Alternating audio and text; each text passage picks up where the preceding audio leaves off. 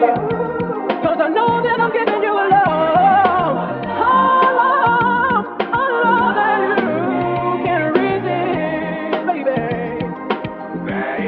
Move over, Denzel.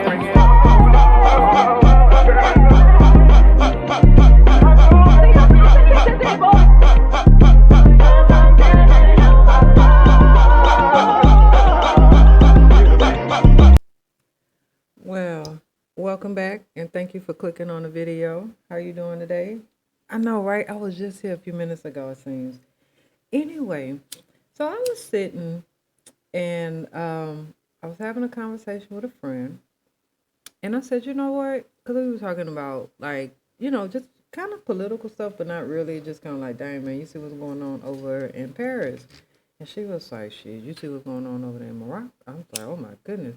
And I was like, you know what? It's sad that we have to turn to, outside sources to get unbiased information. Because I'm okay with, like, letting it come in and then kind of filtering it out. But they're just trying to filter everything out so that it's one view that we're looking at. So I wanted to come on because I wanted to just show some things that are going on around the world. I also have some video that's not necessarily about riots, but just other things that are going on in the world that I felt that was important to share, because why not, right? If nothing else, the more you know, you just know more. So I want to start off with first, let me see what I want to start off with first before I take the thumbnail down. Yeah, okay, so let me take this down first, and then I want to go to, y'all hear my fan in the back? Listen, I'm getting older. I be having these little hot flashes and stuff, child. Whew. Child, it's a beauty getting older. I'm happy every day. Every morning I wake up, I'm like, okay, good, I'm here. So I want to first start off in no particular order, but I do want to first start off with what's going on over in Morocco. So I'm going to pull the video up so you guys can see it, and then we'll talk after.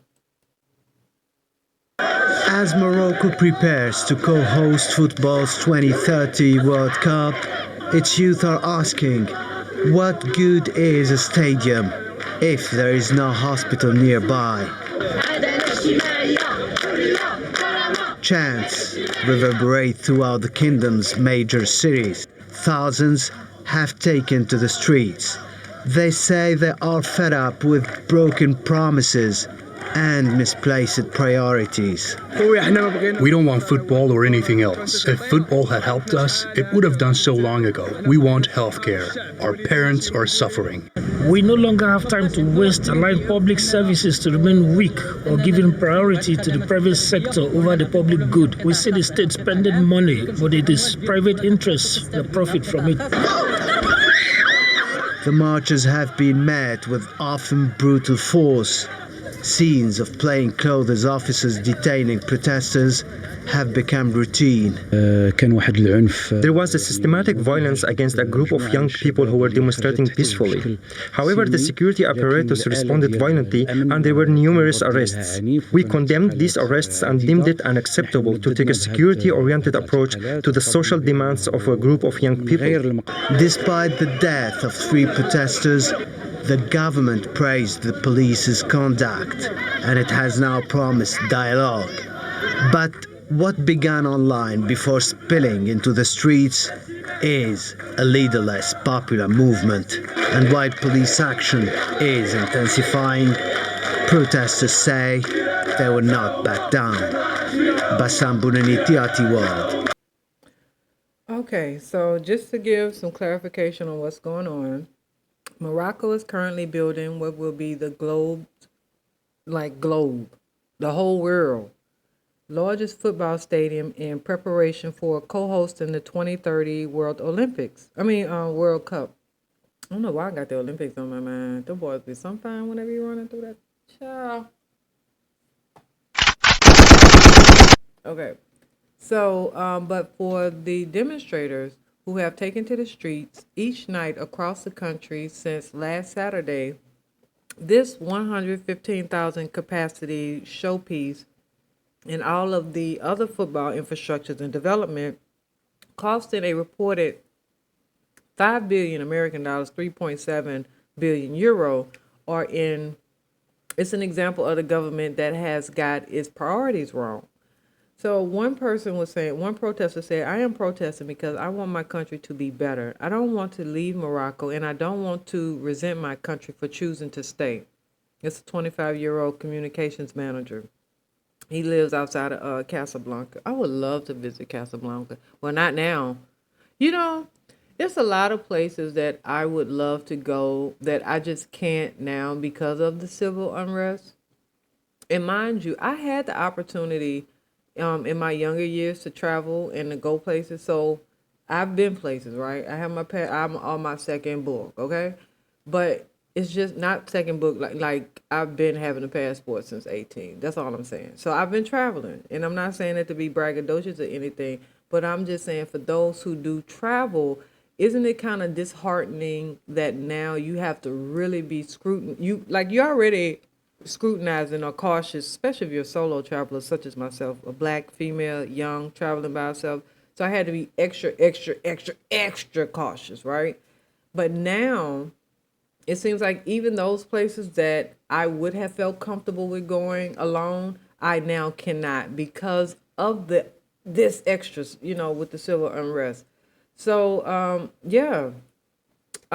there's a group called Gen Z 212. The number is a reference to the country's international dialing code, which is smart. Has been coordinating the demonstrations through the gaming and streaming platform Discord, as well as TikTok and Instagram. That is why they want to get rid of those applications, you guys. Keep that in mind. They don't like you. They don't like the poor people. They don't want the slaves, as what the what was that rabbi? What did he call Gentiles or something? Whatever they call. But yeah, they don't want you slaves talking, because you get to talk and you get to coordinate and then you come up with a plan and you mess up their whole system, right? So so that's they got to keep them off TikTok. Apparently, taking inspiration from Nepal's recent Gen Z protests, the young Moroccans want the authorities to act with the same urgency and passion when it comes to addressing their issues as with hosting one of the world's premier sporting events. Saturday on September the 27th, with protests across 10 cities, the crowds have been building through the week, chanting slogans such as "No World Cup," "Health Comes First," and "We want hospitals, not football stadiums." Let me tell you something. If this kinds of carrying on is going on in 2030, they might well go on and change the location, because who gonna go there and feel comfortable? You're not about to get no everyday visiting traveler. Some travelers come in, and the whole country is unrest. The whole country is unrest, which is by all means understandable. You do you mean you could build a hospital, but you could build a football stadium, but you can't build a hospital? What do you mean you could build a jail, but you can't build a school? What do you mean you could build a detention center, but you can't build a playground? You know what I'm saying? Sometimes you really just gotta look. Put the color aside for a minute and just say, just in general, how is my life? How are these laws and politics and things how is it affecting me? And if you still ain't in a good space, it ain't about the color. You know what I mean? What was that, Lincoln? No, that wasn't Lincoln. Who was that said? I want to make sure that I say the man's name. Anyway, so the police have responded with seemingly abrupt, mad arrests. So they've been arresting a lot of people. And in certain places, things have turned violent, leading to 3 deaths. So they have had 3 protesters who have died since all this has taken place September 27th. So the prime minister, who I'm not even about to mess that man's name up. He said on Thursday that he was open to dialogue, but the leaderless movement has vowed to keep going until there is a concrete change. Oh, they don't even have a leader. And that's what I'm talking about. We don't need no leaders. We don't. I am a leader. We are all leaders. We don't need to follow nobody. That's what the problem is. You want to herd everybody as sheep. Even if you got a whole bunch of leaders, you want to say, well, we only need one leader. Everybody else follow. No, no, no, no. We can all be chiefs. Can we? Can we all be chiefs? I mean, we could be chiefs in our own right. Like all my friends, they are all bosses in their own right. Like no one tries to. I don't think there's any kind of dynamic. My circle's small. My circle's small. Cause you gotta be cautious with who you keep around. But no one. I don't feel as though I'm a Leo. But I know how. I mean, I guess at my age now, I know how to kind of back away from certain things. I don't. I've never been aggressive, but I've always had a very Leo attitude where you either with the program or you ain't. You hear what I'm saying? I'm young. I'm hot. They call me washboard, stomach flat. That's back then. But my point is, yeah. Let's get back to this here because I don't even need to tell you about my. Maybe one day I might do an after dark. Okay, when I get like some viewers and stuff, then I'm gonna really do that. Yeah, that'll be cute. I think that'll be a cute little segment. Anyway, so yeah, so there's a list of demands, that the protesters have shared online. I like them. I don't know. I like it. I mean, I like it. It's cut and dry, right? So they said they want free and quality education for all. Makes sense. Accessible public health care for everyone. Makes sense. Decent and affordable housing. Oh, makes sense. Better public transportation. Okay. Lower prices and subsidies, basic goods. Okay. Improve wages and pensions. Okay. Provide job opportunities for youth and reduce unemployment. Okay. Adopt English as a second language instead of French after Arabic. Okay, so here's the thing. They had 8 demands. 8 demands what I count. I don't see anything wrong with that. I think this should be universal, right? This is what they had in Libya. They had free and quality education for all. They had free health care. They had affordable living. If not, he gave them living. Yeah, very decent. They had public transportation. They had subsidized costs for things. The government took care of a lot of their they civilians. They took care of them. They had jobs. They even paid if you wanted to go out the country and do something. They even paid for them like to go out the country and get educated and stuff. So I don't know what I just don't know what they're saying. I just don't know what they're saying. So I do want to say this, right? I don't think that there's anything wrong with what they're asking. Am I wrong? Am I wrong because the people want education, health care, affordable housing, public transportation, keep the basic goods at a low price, have good paying wage jobs, help the youth, help the youth get jobs, create more jobs inside, reduce unemployment, and make English, which probably is a primary language outside of their national language, which, I don't know what they speak to each other, but, a lot of countries, English is like their second language. It's like, okay, well, you speak Swahili at home, but everywhere you go outside is French.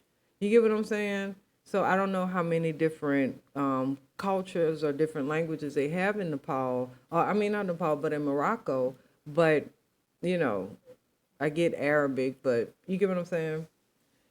So, yeah. And if the people are speaking more English than Arabic, then why not? Okay? So, anger had been growing, but with the movement, was the death. Let me see here. Anger had been growing, but what really hit the movement real bad is that they had the death over a number of days, right? They had 8 women in a maternity ward of a hospital in the south city of Ajada. There were some reports that the death could have been prevented if there were better health, equipment and enough staff, but just overall, just better health care, right? Just better care. And in 2023, it was estimated that there were 7.8 doctors per 10,000 Moroccans, way below the World Health Organization recommendation, which is at least 23 doctors per 10,000. So having read about the protests on social media and inspired by a friend, Bel Hassan decided to join in on the protest Monday. The day before, that friend had been sending her videos with a demonstration in Casablanca that she was taking part of, and she went on out there and uploaded them on social media. And then her friend called to say her brother had been arrested. He was not released until the early hours of the following morning. This Bel Hassan says, is what pushed her to go out on the streets. We are making reasonable basic demands. Health and education are necessities that should already be a part of the system, right? It breaks my heart to see young, educated, and peaceful people faced with arrest. When Mrs. Bel Hassan went out, she noticed that the police were trying to stop people gathering and were making arrests. She said she was scared of making eye contact with officers in case she attracted their attention. I was afraid for my safety, but I still went out. On Wednesday, the Internal Ministry spokesman said that 409 people had been detained up to that point. He also announced in a press conference that 260 police officers and 20 protesters had been injured. Ain't no way. All them officers and only 20 protesters? Okay. And 40 police vehicles and 20 private vehicles were torched in the violent clash. That's crazy. 23-year-old Hakeem, which is not his real name, was one who was arrested. He said he went out on the streets of Casablanca to protest peacefully, but ended up in a police cell with around 40 other people. This government has been abusing their power too much. My father had a stroke a little while ago. If we didn't have some savings to get him treatment in a private hospital, he would have died. What am I gaining from a country that is not providing health care for my aging parents or educating me? He describes the state-funded education system as being far behind what is available in the private sector. We deserve a dignified life. We want to host the FIAD World Cup, but we want to do it with our heads up high, not while hiding behind a fake facade. The police response has been heavily criticized by several Moroccan human rights organizations, protesters, and the opposition. The Gen Z 212 protests are not the first time that young Moroccans have taken to the streets. Many commentators online have been drawing parallels with the country's violent 1981 riots, where those who died became known as the bread martyrs, as they were protesting against the soaring price of basic foods. A 2004 commission appointed the king of investigate appointed the a 2004 commission appointed by the king to investigate the country's past human rights abuse verified 114 deaths, but did not disclose how exactly they died. Reparations were made to the victims of human rights abuse and families of the deceased ones. Now, the country has seen other youth-led movements, notably in 2011 and 2016. The events of 2011 were a part of a larger Arab Spring and led to reform of constitution thought through a national reformation called by King Mohammed VI. For the first time in Moroccan history, the monarch strengthened the role of the government by ceding executive power to the prime minister and the parliament. The king remains the legitimate head of state, military, and religious affairs, holding the power to appoint and remove ministers if necessary. What makes Gen Z 212 different is that those demonstrating say they are not tied to a political party and do not appear to have a formal structure. We are not a political movement. We have no leader.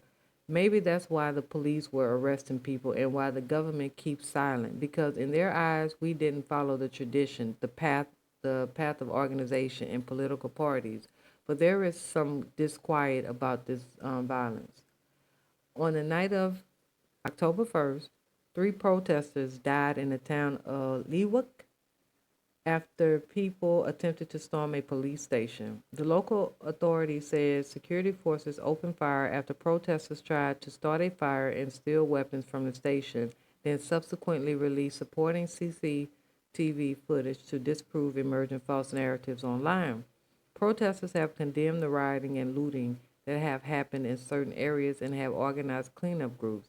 They have also repeatedly called for a peace and dialogue, but it seems they are not convinced by the Prime Minister's apparent willingness to talk. On Friday, calls began to emerge for the king to dissolve the government. That may be a step too far, but the protesters do not seem to be in the mood to pull back. Looking ahead to 2030, protesters say that, of course, Moroccans are excited to host the World Cup. We love football, it's in our blood, but we are missing the foundations. Sure, let's build stadiums, but let's build our education and health systems. Let's take care of our people. What do you guys think about that? Do you care? I care. Because you know what? Because it all start little fires everywhere. Y'all ever see that? It was on HBO. It was good, too. I think it was Reese Witherspoon and Kerry Washington. Child, let me tell you something. My friend, that helpful. I was like, man, they're not even having a season 2, man. That was a good show. She was like, well, in a book, because she read books and stuff, and I read books, but I'm not an avid reader like she is. And so she was like, well, it's only that's how And I was just like, but still though, like it's TV, so you should still just come out with something. You know what I'm saying? Just carry it. It ain't gotta be nothing major. Just carry it. Damn. You know what I'm saying? They ain't asking for a lot. But yeah. So but I care. I do. And I just wanted to bring that to you guys' attention. Now, since we got that out the way, I would like I would like to bring this clip up about what's going on over in Madagascar. So yes, I am taking you guys around the world. You can give me a kiss. Oh, that's so sweet. Thank you. Okay, so this is all right, let me start with this one first. I don't know if I want to start with this one first, with the police clashing or the president dismissing the government. Let me do this one first.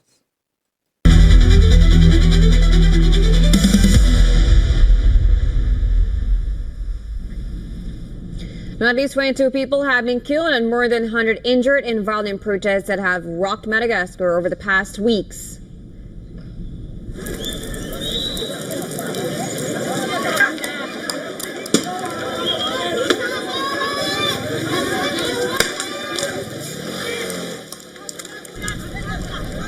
The unrest led by a youth-driven movement called Gen Z erupted has intensified, with near-daily demonstrations targeting President Andry Rajoelina's government. They cracked down on us here. We fought back. Then we sought refuge in the hospital because we were sure they wouldn't come in since there are newborns and sick people there. But they came and attacked us inside the hospital grounds. One of our friends was hit. We don't know if he made it. Protesters have flooded the streets demanding Rajoelina's resignation, citing a chronic water shortage, repeated power outages, and worsening living conditions as symbols of government failure. In the capital, crowds clashed with police, throwing stones as security forces retaliated with tear gas to disperse them. In response to growing unrest, President has dissolved his cabinet earlier this week and called for dialogue. The protest leaders have rejected the move as inadequate, maintaining that only his resignation will meet their demands. Demonstrations have also spread to other cities, such as where thousands have marched in defiance, vowing to continue their campaign until meaningful reforms are enacted.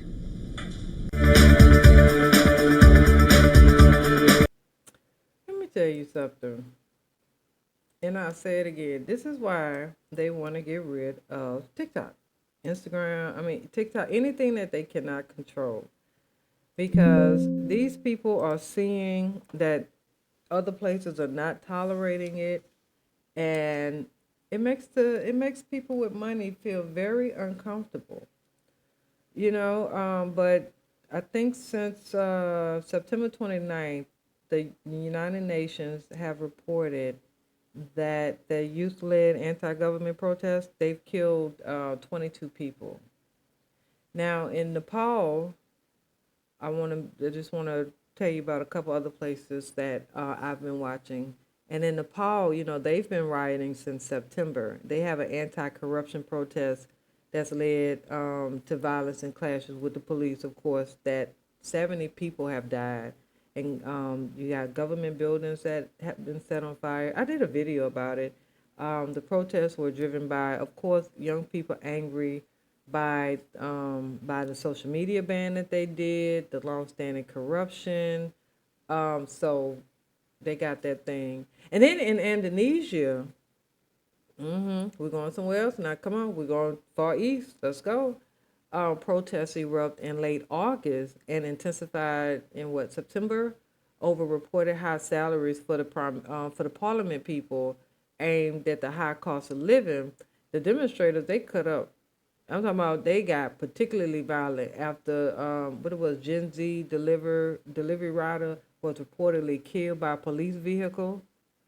Oh yeah, and they figured they thought it was on purpose, so that triggered outrage. And the authorities, they did fire the officer that was involved, but that still didn't stop anything. So they still over there cutting up. Where else? Let's go. Okay, so we over in Indonesia. All right, so get back in the plane and let's go west. So now we're about to go to back over to Europe. So now you got in Georgia, the country Georgia, not the state Georgia in America, but the country Georgia in Europe. Now you have protesters that they attempted to storm the president's palace in the early beginning of October. The protest had followed months of unrest tied to what a lot of people was perceived as election fraud or manipulation, and the government halted talks with the UN. So yeah, that's kind of they got their thing going on. And in the Netherlands, October the 6th, they had like hundreds of thousands of people in Amsterdam joined a large red line protest, to help support Gaza when they had, the big support Gaza protests going on around the world. They also had that in Spain, where it was over 100,000 pro-Palestinian protesters that were forced to end their day because they were doing like a bicycle cycling event, and they were forced to end that early. Let's see where else. So let's go down. We're gonna go south. Over in Kenya, the police, they were clashing with protesters in Nairobi. That led to them locking the city down. Yeah, lockdown of the city. So that's what I'm saying when I say, like, I would love to go to Kenya because I want to go on. Okay, so here's the thing. So it was places that I wanted to go to when I was young and traveling, and I went there. And it was places that I wanted to go that I would say, well, I'll just go, at another time. Like, you get what I'm saying? Like, I could go here, but I go there, or I don't have enough time. You get what I'm saying? So you know how you just be like, oh, I'm going to go there. And so I've always wanted to go to Kenya, and I could have went to Kenya, but I wanted to go to Kenya. I wanted to do the safari. I mean, me and my fiance at the time, we were booking and going places, and I had looked into it, and you could do like the 10-day safari, and then we were gonna go over to God, it's slipping my mind right now, but you just catch a little boat ride, Tanzania. It's slipping my mind right now. It's not Tanzania. But anyway. So my point for me saying all this, because I'm just kind of rambling on, but it's just getting so dangerous to where it's like you can't go to Kenya. Like, don't get me wrong, I understand that nowhere is safe. Let's not get that misconstrued. However, I am saying that I felt safer traveling alone prior to Trump getting in office, right? I felt safer traveling alone. I mean, cause I mean, I've traveled since after Corona, after that whole whatever thing happened in 2020. But yeah, this is just absolute. The whole city gets locked down. What if I got a flight to catch? You get what I'm saying? Like, how you go? Let me tell y'all something. Okay, just this real quick, and then I'm gonna leave it alone. So I went. Me and my friend had went to Jamaica, and we supposed to go to Jamaica for 5 days. We ended up being in Jamaica for 12 days. On the fifth day, we decided to extend one day, and then on the sixth day, we decided to extend one more day. We was like, okay, we're just gonna do one more day, 7 days, period. So we had to we was having fun. And it was just so much we wanted to do. So we get to the airport. We seeing people, the pilots, I don't know they leaving. Maybe his shift over with. Maybe he came from somewhere else and I don't know, he could have came from another country. I don't know, right? When I tell you we get up in there, mind you, we was already running late. So we done had to hurry up, go clean the rental out, turn the rental in, get over there, the rental over here. You know how it is. Get there, and we wasn't intentionally running late and meaning to run late. It just happened that way. I can't remember what happened, why we ended up running late. Anyway, child, we get up in there, we seeing people just walking towards the exit. What the hell going on? Get up there to the flights are canceled. The pilots are on strike, and that's all I'm gonna say about that. I was over it, and we ended up, the pilots went on strike. So we had no choice but to stay though. So let's see here. Oh, so just overall, the underlying factors for all these different riots are, I would say, in some countries like Indonesia, Nepal, the Generation Z is playing a leading role using digital technology to mobilize support, which is one reason they're going to get rid. That's why they want so much control over it. Another thing is anti-government sentiment, right? Like, it's a widespread frustration with corruption and anti-democratic actions by governments. This is one of the significant causes for all these protests. Then you have, I would say, economic inequality. Picture in Indonesia. Those protests have been fueled by the high cost of living and the economic injustice. They barely make enough money to pay rent. And let's say the rent, they might make less than $1 a day, and the rent is like $500 a month. Like, how the hell? What do you want me to do for this? They don't have any job. I'm just saying, look into it, right? And one last thing that I would say is like geopolitics is an issue, right? Let's use pro-Palestinian demonstrations. They have drawn mass crowds in Europe, like Amsterdam and Spain. So, that's another thing. So, I mean, where do we go from here? Where do we go from here?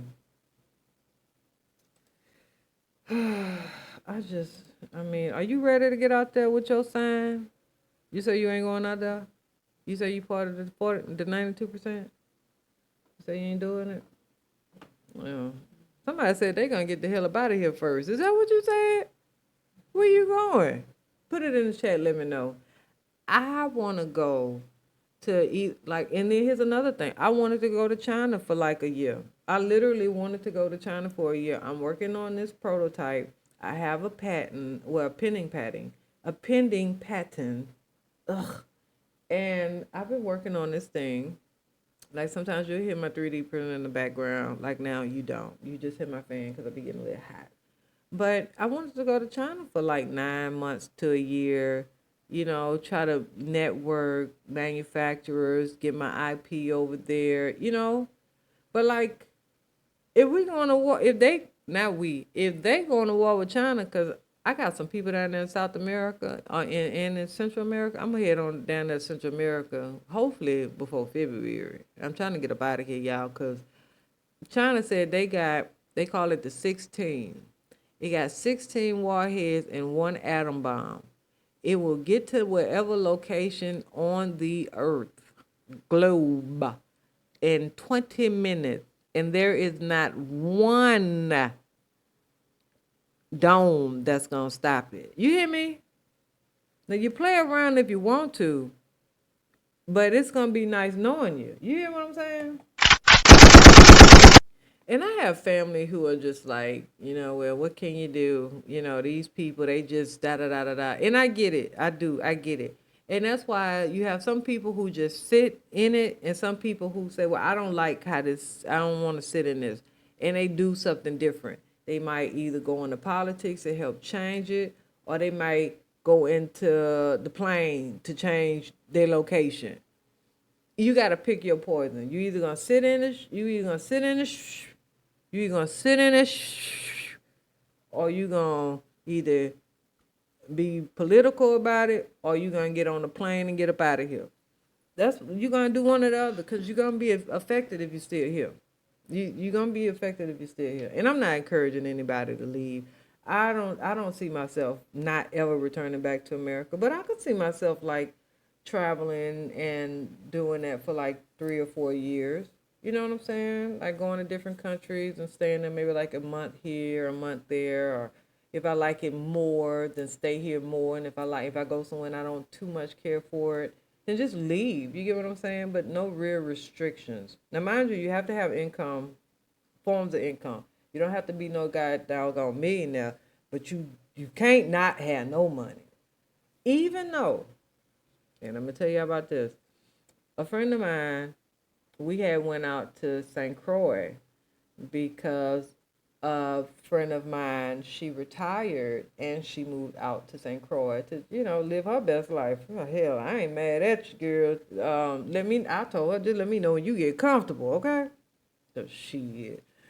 And so I would go over there because, if you're only just paying for the flight, you get what I'm saying, girl? What you want to eat? While I'm here, meals on me, girl. You get what I'm saying? But it's St. Croix. It ain't really too much to do over there, even though I had a blast. I'll tell you about that another time. But the point of what I was saying was, while my friend and I, we were there, we met this guy, this island dweller. I get that from this guy in Denver. He was homeless, and he was like, he's a city dweller. He lives in the city. So the island dweller, he was from New Orleans. And my friend was like, you ain't from no New Orleans. And he started talking, and then it was like, oh, yeah, yeah. And he was like, how do you get over here? He said, I bummed me up enough money to catch a flight. I'm thinking in my head, I bet the person next to him was like, you know what I'm saying? Like when you get seated next to somebody, you like, man, it always be my luck. But yeah, he said he had bummed his way over there. He told me exactly where he was, where he bummed his money from, got him a plane ticket, flew over there, and he had been there, I want to say not 6 months. He hadn't been there that long, but it wasn't even 6 months. But he was just saying like he loved it there. The weather was beautiful. The people were so friendly. It's amazing how white people love going black places, because everybody's so friendly. You get what I'm saying? Like, it would be nice if it was the other way around, where if it was a black person and they go around a lot of whites and they could come back and say everybody was nice and friendly. But whenever I digress. But my point is, yeah, the man had bummed his way on over there, and he said he was living a real good life. He said, he got a lot of free food because, of course, people bought more than they ate. And then they would just give it to them because they would be out there, But it's an island, so a lot of stuff is on the beach, restaurants and things of that nature. And so, people buy excessive stuff. Like they'll buy a lot of alcohol, they'll buy a lot of food, they'll buy a lot of, stuff that they just can't take back. And so then they just give it to the homeless people. And when I tell you them homeless people had them big old things of alcohol, just like, how some people have, and they might have a curio and they got like they bottles, and they had it just on rocks. You know what I'm saying?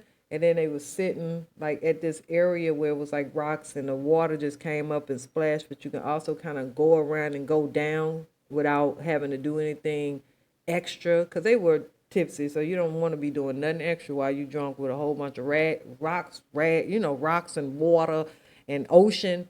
So the area, it was, and they was over there, and one was washing itself, not naked or anything, but just, washing itself in the water, and the other guy, he was knocked out, and then the other one started splashing water on him because he must have been extra messed up. I'm telling you, man, that man said he was living it up, baby.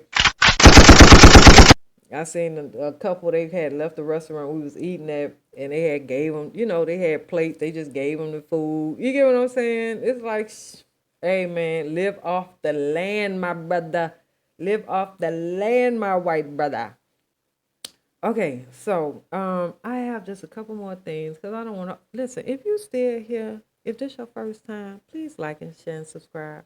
I am going to do this consistently, because this is so therapeutic for me. So yeah, this is very therapeutic for me. My doctor said I need to do that. Now, I ain't crazy. I'm not crazy. However, I do, I be wanting to talk and stuff, and I could do this, and, y'all don't know who I am, so it's fine. I might tell y'all some stuff. You know what I'm saying? Whatever. But anyway, you don't know, so you don't know, All right. So I got like a couple more things. I don't know. It just depends on the time, right? Because I don't want to hold you here. Because I be seeing people be having like 3-4 hour long lives. And I be like, no, what is you talking about? And I be sitting on there listening for 3-4 hours. I kid you not. I had this one person that I like listening to. His name Gabor. And I can listen to him, except for when he do his panels. It depends.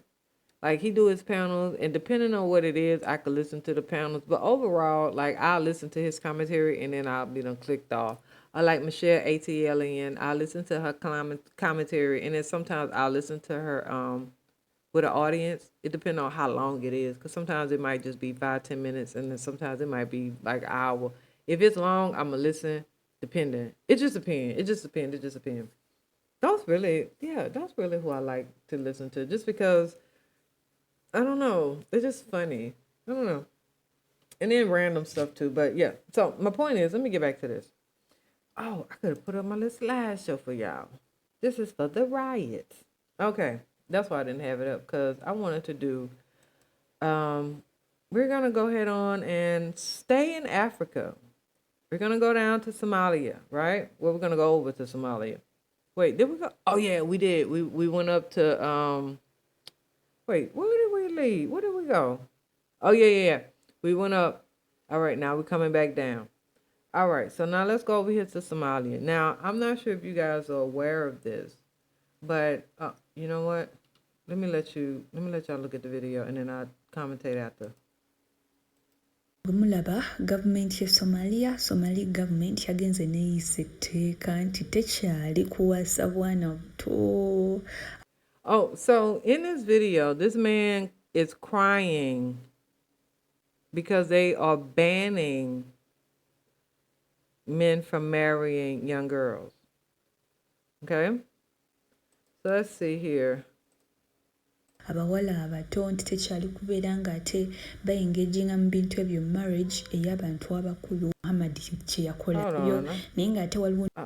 Hold on, child, because I thought this was the one where he was talking. Well, anyway, so the man in the video, he is extremely upset, downright disgusted at you people for not allowing him to be the freak pedophile that he want. Can I say that word on here?